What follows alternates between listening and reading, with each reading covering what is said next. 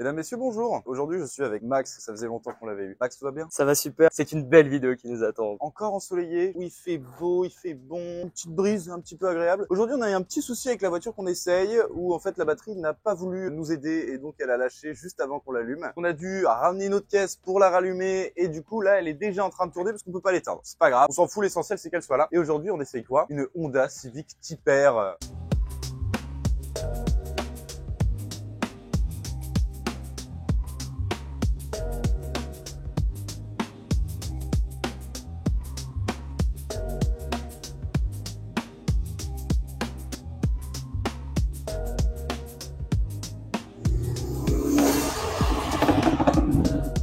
Très heureux de vous présenter cette voiture, même si j'ai pas trop d'âme ni d'amour envers elle, je suis pas un grand fan. Mais c'est quand même un truc qui déboîte à grande tente. Celle-ci fait 306 chevaux et 400 Nm de couple. Ici, elle est pas d'origine complètement parce que c'est un capot carbone. Ça la rend un petit peu plus légère. Bon, c'est pas une grande différence, mais c'est déjà pas mal. Donc c'est un 4 cylindres en ligne, 2 litres. Il nous présente deux modes, un mode normal et un mode sport qui monte du coup jusqu'à 400 chevaux. Donc c'est plutôt sympa, on essaiera ça tout à l'heure. 6 vitesses, suspension adaptative, je sais pas trop ce que ça veut dire. Donc la Honda Civic est sortie en 1990. Enfin, celle-ci, je vous rassure, celle-ci est de 2016. Ça a bien marché dès le départ parce qu'il y avait possibilité de les modifier. Il y avait pas mal de lois au Japon qui empêchaient les voitures d'être à un certain nombre de chevaux. Donc on était obligé de faire des voitures avec pas beaucoup de chevaux, mais avec de la place pour les modifier pour pouvoir donner des trucs un peu sympas. La Honda Civic a évolué et jusqu'en 2015 où ils ont présenté les premières FK2 et celle-ci en fait partie. Ils ont sorti celle-ci pour fumer la Mégane RS Trophy qui avait fait un 754 sur le Nürburgring. Celle-ci est arrivée sur la Nordschleife et nous a claqué un magnifique 750. On va faire un petit tour de la voiture, Max. Moi, ce que j'aime bien, c'est les petites ailettes en carbone juste là. On a radar d'avançage. Le logo Type R avec le gros Honda en rouge. Donc ça fait le petit rappel, double rouge. Voilà, c'est sympa. Petites aérations parce que ça chauffe fort là-dedans. Mais comme c'est en carbone, ça va, il prend pas trop la chaleur. Ici, pareil, on est sur une voiture très moderne. On a le détecteur d'angle mort. Jolie jupe noire avec pareil, aération ici. Oh, regardez. Un joli petit bouchon rouge, rouge chrome. Les jantes sont plutôt sympas. En vrai, le noir, ça marche super bien. Et bien évidemment, cet énorme aileron arrière. Regardez-moi la taille de ce truc. Ici, tu peux faire quoi? Des petits pique-niques, manger, rouler un pétard, voilà. Le petit sigle Mugen, parce que sur le moteur, ils ont fait une prépa qui ressemble un petit peu à Mugen. Énorme diffuseur à l'arrière. Donc ici, on a un petit frein, ce qu'on appelle les freins Formule 1. Normalement, il y a les pots qui sortent d'ici, mais là, sur celle-ci, non. Il y en a qu'un seul juste là, et normalement, il y en a 4. Bon, on va ouvrir le moteur, on va regarder ça, disons. Alors, aussi que ça s'ouvre.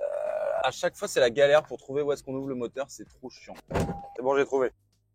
On s'en fout, ça tient. On est sur un superbe 4 cylindres en ligne, 2 litres de chez Honda, VTEC Turbo, donc celle-ci possède un énorme turbo qui est caché, voilà. Comme d'hab, j'y connais rien niveau moteur, donc je peux pas vous dire grand chose. On a les petites chaussettes pour éviter que ça gicle. Franchement, le moteur est très propre pour le coup. La boîte et le turbo a pété récemment, donc elle a été changée. Ça fait un beau bras en termes de prix. Elle est toute neuve, elle fonctionne nickel, à part la batterie du coup qui nous a fait des siels.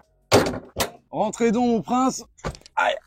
Vous savez quoi? L'intérieur, il est très petit. Là, on a du rappel de carbone. Boîte à gants. Oh. Ouais, voilà, on est sur de la bonne musique. Les sièges, on est sur du joli Alcantara, Type R, avec une belle ceinture rouge. Même le pommeau de vitesse, avec marqué Mugen encore. Oh, j'aime bien. On a le numéro de la voiture. C'est la R04510. 4510e. Ici, on a de quoi charger, un frein à main plutôt classique. On a le CarPlay apparemment. Oh, on a un superbe dashboard qui fait toute la longueur avec les km/h, la vitesse engagée. On a jusqu'à 7000 tours, niveau d'huile. Et là, on a le petit mode R+.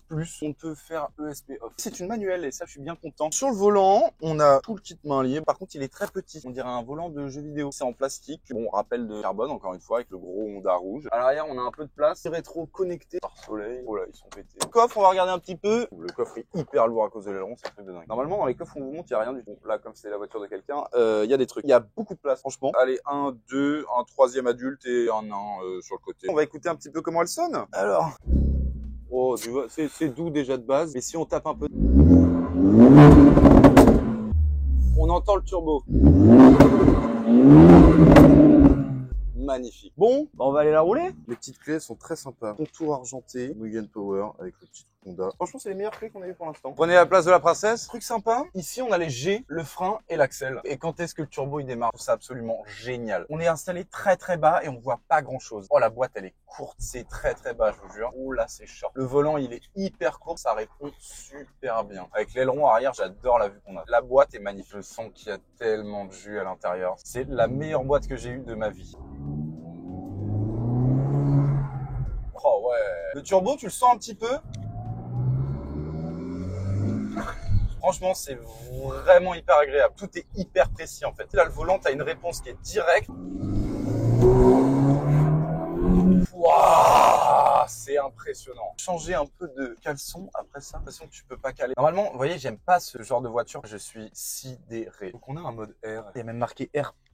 Il nous met tout en rouge, ce qui veut dire attention, la mort est proche. Donc là, on monte à 400 chevaux avec ça. On va pas l'utiliser tout de suite parce que je veux déjà entendre et comprendre les 310 chevaux. Et ensuite, on fera un petit coup de moderne histoire de voir ce que ça donne. Je trouve ça absolument dingue. Là, quand tu as poussé tout à l'heure, j'ai eu des frissons. Toute la puissance directement dans la pédale en fait. Tu mets un petit coup, tu l'as. Il n'y a pas d'entre-deux. Vous voyez ou pas la boîte? Regardez.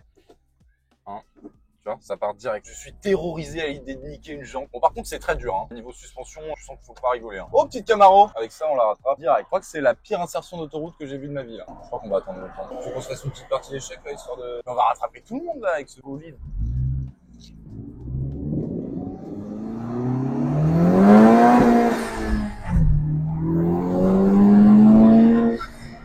Impressionnant. Vous savez quoi? J'avais même pas vu, mais on a juste là les trucs qui nous disent de passer les vitesses quand je suis au bout. Il y a une réponse qui est démentielle.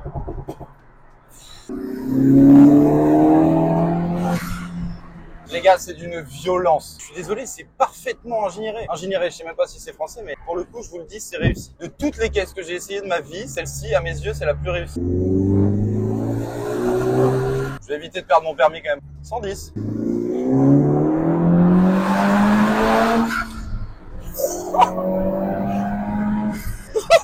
C'est d'une violence, c'est insolent. J'en remets un petit coup.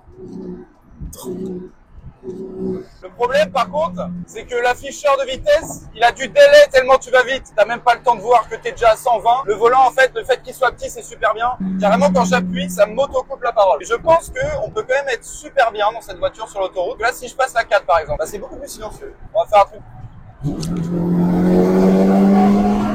Je vais changer de voiture. J'en ai marre, je veux de la reprise comme ça. Même en fermant les fenêtres, il y a quand même pas mal de son en vrai. J'ai pas si peur que ça de me tuer dans cette voiture. Ça tient la route comme si elle était agrippée. Et puis même, t'as un petit peu d'aérodynamisme quand même. Là, le fait que ça tienne aussi bien, ça c'est complètement autre chose. En fait, le problème, c'est que ce genre de caisse, c'est un truc où tu l'as, tu l'aimes, tu perds ton permis. À partir du moment où tu prends du plaisir à la conduire, tu perds ton permis. Même là, j'étais en 4, j'avais de la reprise. Quand ils ont emmené cette voiture sur le Nürburgring, à la base, ils s'attendaient pas forcément à battre leur corps parce qu'ils savaient qu'ils avaient un peu de taf par rapport à la Mégane RS. Mais en fait, ils ont tellement bien fait leur taf, tu te retrouves avec une caisse qui est absolument parfaite en fait. Au niveau des suspensions, le fait qu'elle soit adaptative, ça te recadre beaucoup plus dans les virages.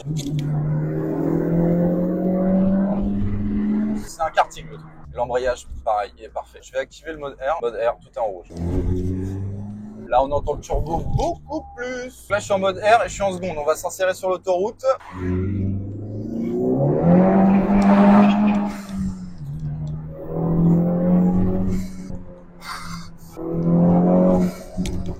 L'arrivée du turbo sur cette voiture-là, ça a tout changé parce que avec l'Atmo, tu as une puissance de base et dès que le turbo il se met en place, ta puissance de base, il la prend, il te la met dans le cul et là, les ingénieurs de Honda sont pas cons parce que là, comment je suis assis, le volant, il est devant le compteur de vitesse. Donc je ne vois pas à combien je roule. Je meurs d'envie de l'emmener sur ce cul. Mais en fait, le truc, c'est que c'est tellement plaisant de conduire ce genre de caisse qu'en fait, tu payes un moment et que si tu achètes une voiture comme ça, bah, c'est que tu es prêt à claquer de la thune juste pour vivre l'accélération que je viens de vivre par exemple. Et le truc qui est un peu frustrant, c'est que c'est pas une propulsion.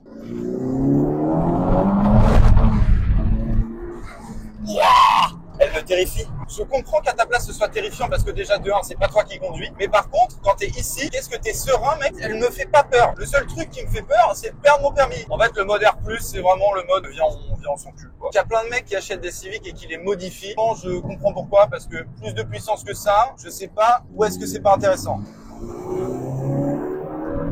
J'ai enlevé le mode R+, je vois pas la différence. Il est en train de satelliser ma bagnole parce que j'arrive pas à le suivre. Donc là, on est parti rouler sur l'ancien circuit des Essarts. Oh là là, le petit trottoir, j'ai peur.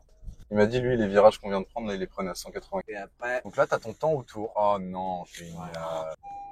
Là, il m'a dit qu'il y avait un truc dans mon angle mort. Il y avait rien. Oh, c'est vrai que t'es vachement bien installé. T'es très bas, mais t'es très bien bas.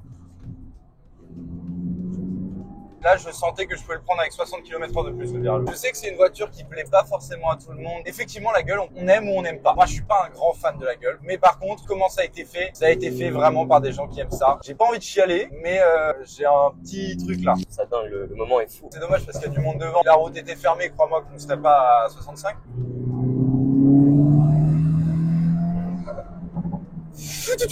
Waouh, on a failli éclater une 2 chevaux. C'est plutôt la 2 chevaux qui a failli nous éclater, pas l'inverse.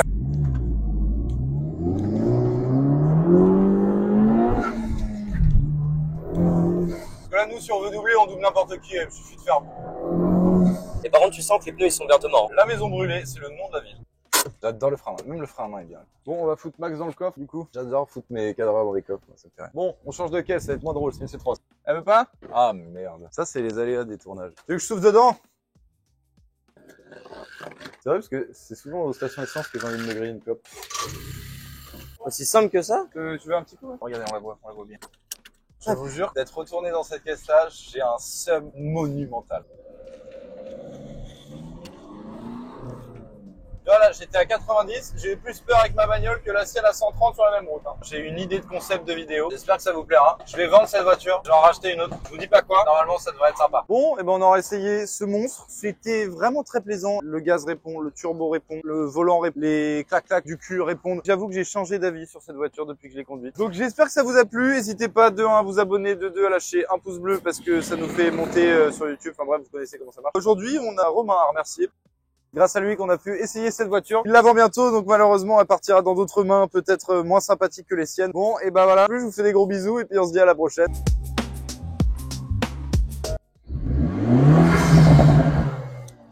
Oh là là! Je m'arrête là, j'adore cette paire. On en achète une demain.